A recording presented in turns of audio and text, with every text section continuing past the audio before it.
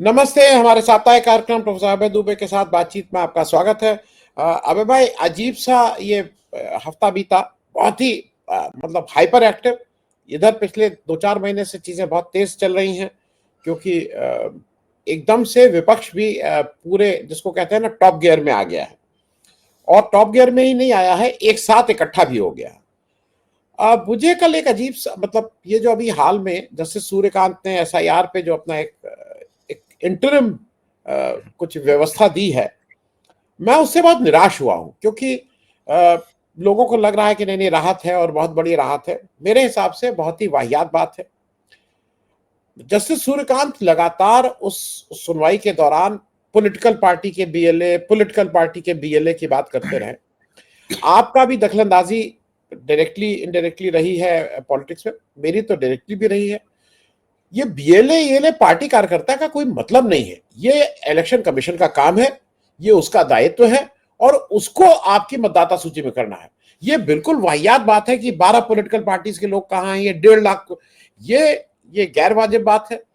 और मुझे ऐसा लगता है कि जस्टिस सूर्यकांत ने ये करके बिना बात के एक लोगों का ध्यान भटका के कि देखिए पॉलिटिकल पार्टीज कुछ नहीं कर रही हैं। पॉलिटिकल पार्टीज कुछ ना करें, पॉलिटिकल पार्टीज कुछ नहीं कर रही है तो क्या इलेक्शन कमीशन अपना काम नहीं करेगा? तो फिर इनको हटा दीजिए और मोदी जी को इलेक्शन कमीशन का चेयरमैन बना दीजिए। ये पॉलिटिकल पार्टी का अगर काम है तो फिर राहुल गांधी को बना दीजिए। मेरा सिर्फ कहना यह है कि ये उस दिन का जो निर्णय है, ये मेरे हिसाब से निहायती सत्यता से परे है और इंस्टीट्यूशन को या तो वो समझ नहीं पाए या जानबूझ के वो पॉलिटिकल पार्टीज के ऊपर ये सारा कुछ वो रख के ये बताने की कोशिश में है कि देखिए निकम्मी है पॉलिटिकल पार्टीज। अबे भाई। आनंद जी, आपको निराशा हो रही है। मुझे निराशा तो नहीं हो रही है, लेकिन मुझे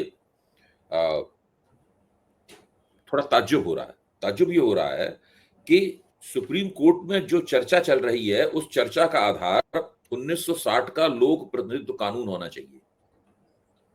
इसके अलावा और कोई भी कानून नहीं है जिसके जरिए हम इस मसले के ऊपर बहस कर सकें। सारे वकीलों को उसी कानून के आधार पर अपनी दलीलें देनी चाहिए। सुप्रीम कोर्ट को उसी कानून के परिप्रेक्ष्य में पूरे मसले पर विचार करना चाहिए। अच्छा, अब आप बताइए, उस कानून में ये कहां लिखा हुआ है कि जब चुनाव आयोग ड्राफ्ट इलेक्टोरल रोल जारी करे, यानी इलेक्टोरल मतदाता सूची का कच्चा मसविदा जारी करे, तो उसमें जगह जगह लिखा हो नॉट वेरीफाइड बाय बीएलए या बीएलओ। ये कहां लिखा हुआ है उसके अंदर?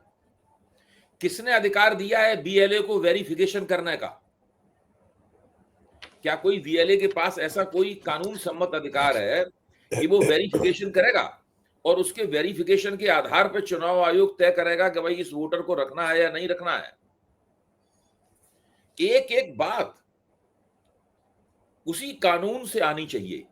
वो कानून ही वह पक्की और पुख्ता संहिता मुहैया कराता है जिसके आधार पर हम गारंटी कर सकते हैं कि चुनाव प्रक्रिया संविधान सम्मत तरीके से, कानून सम्मत विधि विधान के से चल रही है और उनका किसी चीज का अतिक्रमण नहीं हो रहा है, किसी चीज का उल्लंघन नहीं हो रहा है। कहां लिखा हुआ है? अब जो ड्राफ्ट सूची जारी की है इन्होंने, उस ड्राफ्ट सूची में अनगिनत जगहों पे लिखा हुआ है not verified by the BLA.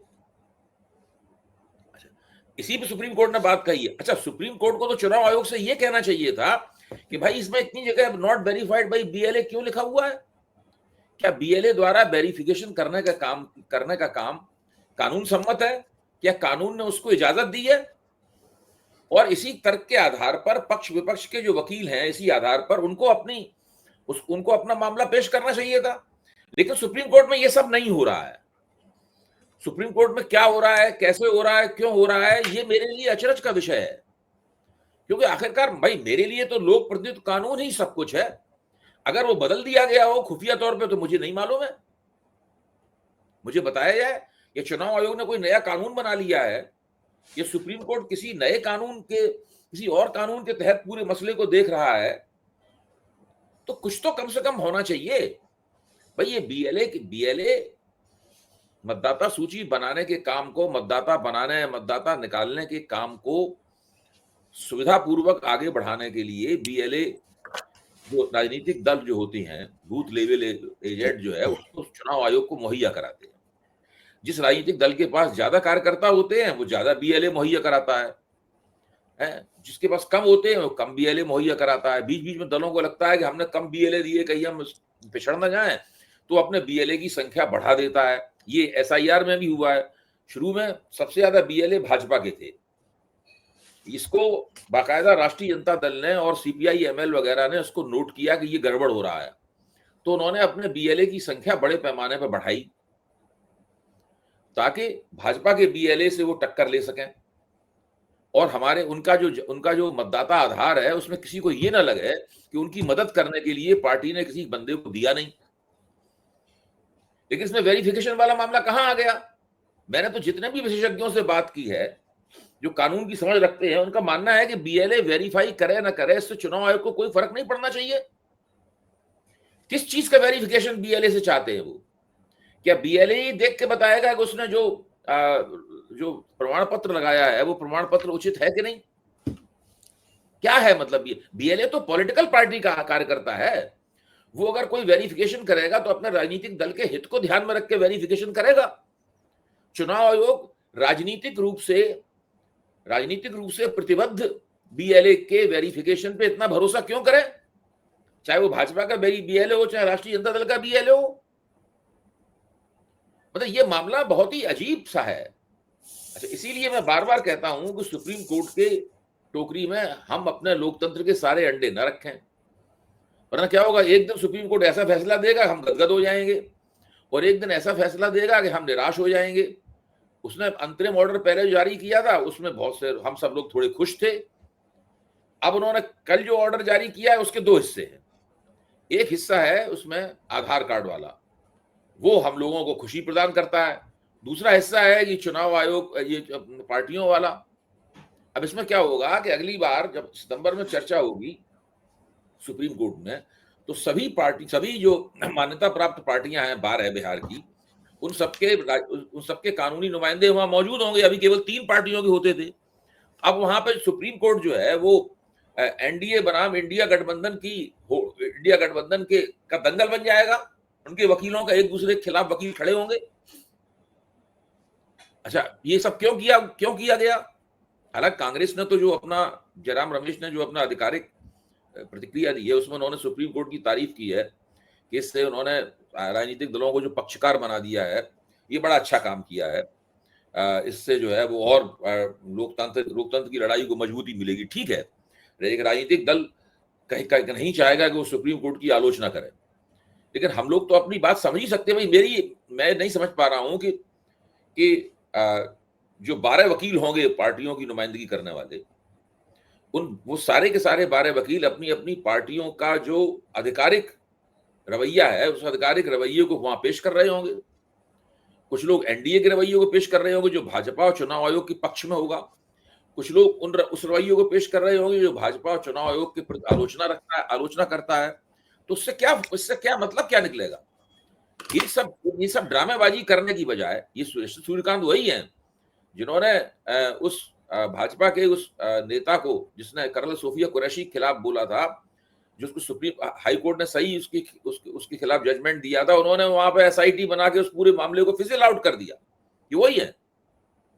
तो अब ये भी एक उसी तरह की, मुझे पहली निगाह में देखें तो उस तरह की एक चालाकी सी भी लगती है कि सुप्रीम कोर्ट जो है ना एक तरह का गदर बन गया सुप्रीम कोर्ट में। जी मैं अबे भाई एक चीज जरा मैं दर्शकों को क्लियर कर दूं, क्योंकि बहुत से दर्शक इसमें कंफ्यूज होते हैं। 2 चीजें हैं। एक होता है booth level officer. Booth level officer के लिए कोई ना कोई सरकारी ही कर्मचारी बूथ लेवल ऑफिसर हो सकता है, वो चाहे आंगनवाड़ी वर्कर हो, वो चाहे कोई ना कोई सरकारी कर्मचारी हो सकता है, और सरकार की तरफ से वो अपॉइंटेड रहता है और वो एक बूथ पे एक बूथ लेवल ऑफिसर होता है, उसकी जिम्मेदारी होती है। और एक बूथ पे अमूमन 1000 वोट होते हैं। ये मैं मोटी मोटी बातें कर रहा हूं। जो बीएलए है वो बूथ लेवल एजेंट होता है, और वो एजेंट जब आप मतदान करने जाते हैं तो पहले उसमें ट्रेडिशनली वो एक आप एजेंट बनाते थे। मेरा अबे भाई एक और पक्ष है। जब आरजेडी के सिटिंग विधायक मोदी जी के मंच पे जा सकते हैं तो बीएलए को तो खरीदना बहुत 2 मिनट का काम है। वो थानेदारी बुला के कहेगा बीएलए को जनाब चलो, तो कौन बीएलए और कौन बीएलए नहीं। तो ये बीएलए का इस मेरा जो बेसिक ऑब्जेक्शन है, पॉलिटिकल पार्टी और BLA has no role to play as far as electoral roll is concern. मतदाता सूची बनाने में राजनीतिक पार्टी और उसके जो बूथ लेवल एजेंट है उनका कोई रोल नहीं है। ये केवल और केवल इलेक्शन कमीशन की जिम्मेदारी है, इसमें ये उससे भाग नहीं सकते हैं। जो भाग, मैं एक चीज और अबे भाई आपकी एक टिप्पणी और जल्दी से चाहूंगा, वो ये चाहूंगा कि सुप्रीम कोर्ट आधार को अब कह रहा है कर दो। सुप्रीम कोर्ट में तो 1 महीना पहले आया था, ये जुलाई के पहले हफ्ते में, और उस समय कहा गया था कि आधार कर लो, तब इसको कहते हाँ कर लीजिएगा, पर हम जबरदस्ती नहीं कर रहे, आप करना हो तो कर लीजिएगा। उस समय कर दिए होते तो इतना रायता ही नहीं फैलता। आज जो ये सारा कुछ कंफ्यूजन है उसमें कहीं ना कहीं सुप्रीम कोर्ट ठीक से जिम्मेदार है। क्यों नहीं क्लैरिटी किया? और ये हमारे और आपके मतदान की बात थी, उस समय कर देते तो आज ये दिक्कत नहीं होती। अब आज कह रहे हैं नहीं नहीं, ये तो मुझे कहीं ना कहीं लगता है कि सुप्रीम कोर्ट के ये जो कुछ जज हैं वो जानबूझ के इस तरह का लिवरेज करते हैं जिससे जो सत्ताधारी पार्टी है, जो सत्ताधारी सरकार है, उसका कहीं ना कहीं फायदा। मैं एक छोटी टिप्पणी आपकी इस पे चाहूंगा। नहीं नहीं, आप बिल्कुल ठीक कह रहे हैं, लगातार तिकड़म होती रहती है। अब आप देखिए, पिछली बार सुप्रीम कोर्ट ने कहा कि भाई आधार कार्ड शामिल कीजिए, तो चुनाव आयोग ने फौरन तिकड़म की। उसने कहा ठीक है, हमने शामिल कर लिया, 11 की बजाय 12 कर दिए, लेकिन ये 12वां ऐसा है कि इसको देने के बाद आपको बाकी 11 में से भी एक देना पड़ेगा। हाँ, इस बार सुप्रीम कोर्ट ने कहा कि नहीं नहीं, वो एक ही काफी है, अगर आधार कार्ड दे दिया तो वही काफी है। अच्छा, लेकिन इतना समय तो चुनाव आयोग को मिल गया ना अपनी तिकड़म करने का, तो वो तिकड़म उन्होंने कर ली। ये बात सही है आपकी कि पहले दिन से ही कहना चाहिए था कि आधार कार्ड एक अनिवार्य प्रमाण पत्र है, जो उसी तरीके से आधार संपन्न है, मतलब उसी तरीके से प्राधिकार संपन्न है, अथॉरिटेटिव है, जिस तरीके से बाकी आपने बाकी 11 प्रमाण पत्रों को मांगते हैं। ये पहले दिन से ही स्पष्ट कर दिया जाता तो उसके बाद ही झंझट नहीं होता। पहले दिन असल में पहली बार क्या हुआ, चुनाव आयोग ने सुप्रीम कोर्ट ने चुनाव आयोग को कुछ मशवरे निर्देश नहीं दिए। उससे हो गया चुनाव आयोग का दिमाग खराब, बात में कहने लगा कि हम आपकी बात मानने के लिए बाध्य नहीं है। भाई वो तो आप सुझाव दे रहे हैं, सुझाव तो माने ना माने, सुझाव तो कभी भी मैंडेटरी नहीं होता है। हमें अच्छा लगेगा तो हम मानेंगे, नहीं माने अच्छा लगेगा। निर्देश मैंडेटरी होता है, उसको मानना पड़ता है। तो ये सब जो बातें हैं ना, ये इसी तरीके से सब हिंदुस्तान की तिकड़म, सब चीजें एक अजीब तरह की सरकार समर्थक, सरकार की तरफ झुकी हुई चालाकीपूर्ण तिकड़म हो रही है हम लोगों के इर्द गिर्द। और हमारा एक ये भी काम हो गया है कि हम उस तिकड़म को डिकोड करते रहें लगातार। जब तक एक तिकड़म डिकोड करते हैं तो दूसरी हो जाती है। जी जी, मैं अब भाई एक छोटा सा करके इसको फिर इसके दूसरे विषय पे आएंगे। मेरे हिसाब से 2 टेस्ट केस हैं बिहार में। जो बताया गया है कि 8 करोड़ 18 लाख लोग उस उम्र के हैं जिनको मतदाता के पात्रता है, जिनके पास जो मतदाता हो सकते हैं, उनकी पात्रता 8 करोड़ 18 लाख है। और जैसा भारत का एवरेज है उसके हिसाब से 99% लोग जो मतदाता की पात्रता रखते हैं, वो 99% लोग इस देश में मतदाता सूची में अभी तक आते रहे। बिहार में एसआईआर के बाद वो प्रतिशत 88% हो गया है। बिहार में 97 था, 88 हो गया। मेरे हिसाब से टेस्ट केस एक ये होगा कि ये किस 18 करोड़ 18 लाख के आप कितने होते हैं, नंबर एक तो इस पे आपकी एक छोटी टिप्पणी। दूसरा, जो बार बार बात कही जा रही है कि अकेला है एसआईआर जहां पे केवल नाम 65 लाख कटे हैं, एक भी नाम जुड़ा नहीं है, एक भी नाम जुड़ा नहीं है, मतलब कोई नया मतदाता पैदा ही नहीं हुआ इनके हिसाब से। बहुत छोटी छोटी टिप्पणी दोनों चीजों पे। देखिए, ये मैं दीपंकर भट्टाचार्य से बात कर रहा था तो उनके सामने भी मैंने ये सवाल रखा, तो दीपंकर ने मुझसे ये कहा कि अभी तक नाम कटने की प्रक्रिया चल रही है, अब चुनाव आयोग नाम जोड़ने की प्रक्रिया शुरू करेगा।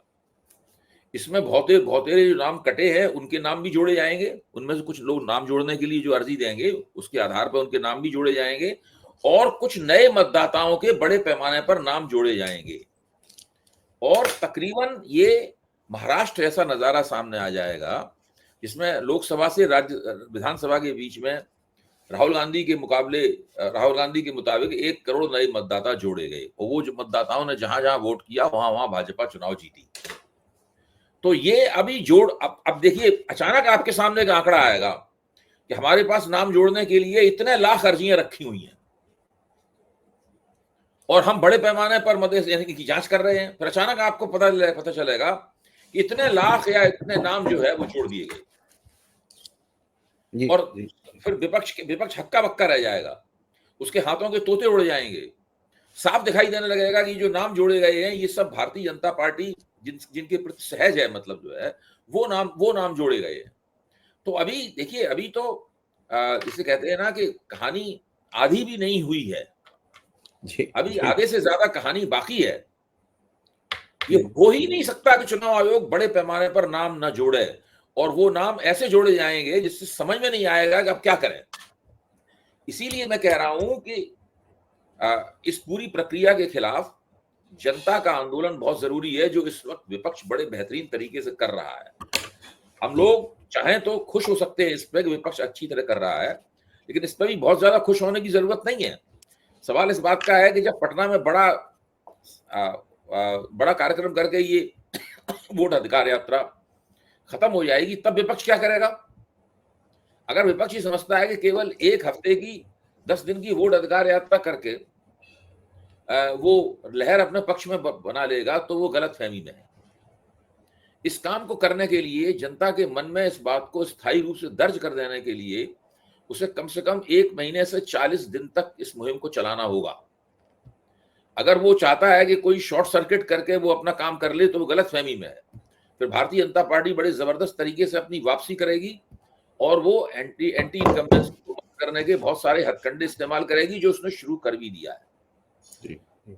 वोट अधिकार यात्रा भी नहीं चल रही है, मोदी जी के भी भाषण भी वहां चल रहे हैं बिहार में, नीतीश कुमार के भाषण भी बिहार में चल रहे हैं। और वो लोग, नीतीश कुमार जिनका पहले स्टैंड ये था कि हम लोगों को लाभार्थी नाम की से हम लोगों को पटाने फुसलाने के, और हमारे पास इतना पैसा नहीं है कि हम कर पाए, लेकिन उन्होंने सब उसको छोड़ दिया। वो समझ गए एंटी इनकम्बेंसी बहुत है, अब हमें जम के लोगों के सामने लाड़की बहन योजना जैसे टुकड़े फेंकने चाहिए, या लाडली बहन योजना जैसे टुकड़े फेंकने चाहिए। और वो सब पूरी प्रक्रिया फिर से शुरू हो गई है वहां पर। वो अपनी तरफ से पूरी कोशिश करेंगे। ये विपक्ष का काम है कि वो अपनी आंदोलनकारी धार को कुंद ना होने दे। अगर आंदोलन करता रहेगा विपक्ष, तो बिहार का चुनाव जीतेगा। अगर आंदोलन नहीं करेगा, तो बिहार का चुनाव वो हार जाएगा या जीतते जीतते रह जाएगा।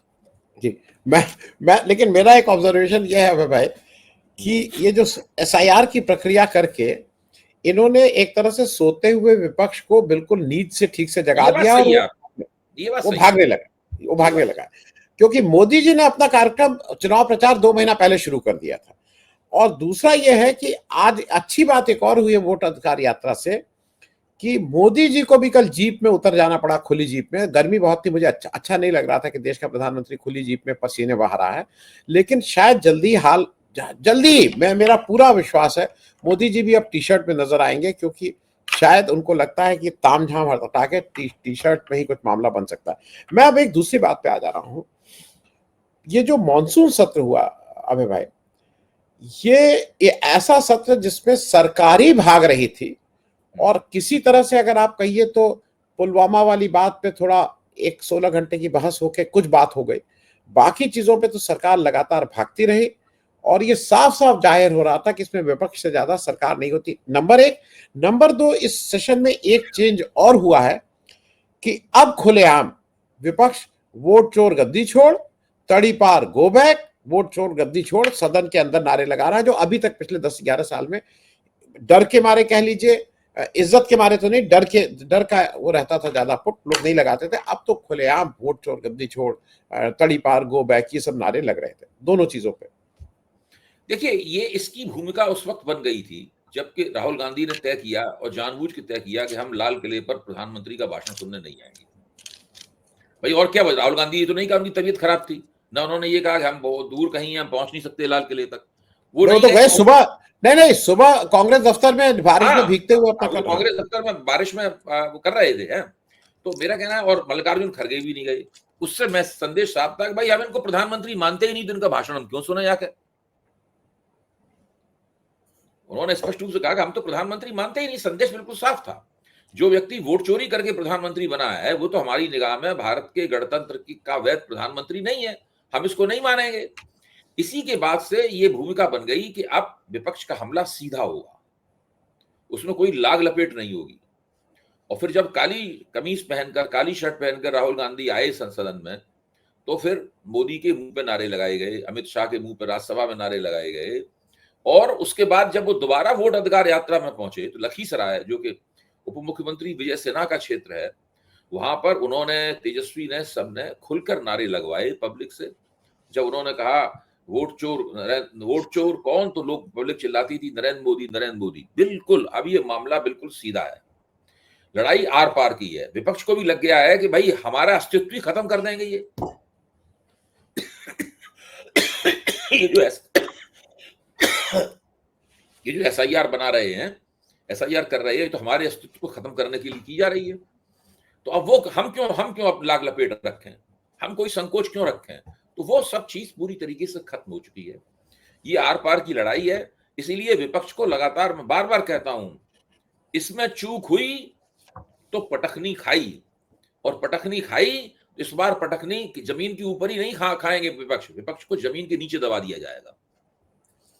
इसलिए उसके खिलाफ आंदोलन करना जरूरी है, ताकि बेईमानी से जो वोट बढ़ाए जाएंगे या और जो तिकड़में की जाएंगी, जनता अगर जग जाएगी तो जनता उन तिकड़मों को परास्त कर सकती है, बेईमानी से बढ़ाए गए वोटों को भी पीछे कर सकती है। जैसा कि गडकरी ने कहा कि भाई हमारे निर्वाचन क्षेत्र में 3.5 लाख वोट काट दिए, जो मेरे वोट थे, मेरे भांजे का वोट काट दिया, मेरे परिवार का वोट काट दिया, सब कहा। लेकिन गडकरी जी खुद चुनाव जीत गए ना। जाहिर है कि उनका समर्थन इतना था कि 3.5 लाख वोट काटने के बावजूद भी उनको हराया नहीं जा सका है। राहुल गांधी के क्षेत्र में वायनाड में, प्रियंका गांधी के क्षेत्र में रायबरेली में, स्टालिन के क्षेत्र में, अखिलेश के क्षेत्र में, डिंपल के क्षेत्र में वोटों को बढ़ाया गया ताकि इन लोगों को हराया जा सके। लेकिन ये इतने लोकप्रिय नेता थे कि इनको फिर भी नहीं हराया जा सका। तो ये उदाहरण अभी बार बार हर जगह लागू हो सकता है, जबकि जन जागरण और जन शिक्षण वोट अधिकार के सवाल पर बहुत ऊंचे दर्जे का हो, लगातार हो, समझौता विहीन हो, आंदोलनकारी वेग से हो। जी अबे भाई, अब एक और इंपॉर्टेंट चीज है, उस पर मैं जरा आपका पक्ष समझ लूं। 130वां संविधान संशोधन विधेयक आया है, जिसको ज्वाइंट कमेटी में भेज दिया गया है। मेरे इस पे दो जरा एक क्लैरिटी मुझे कर दीजिए।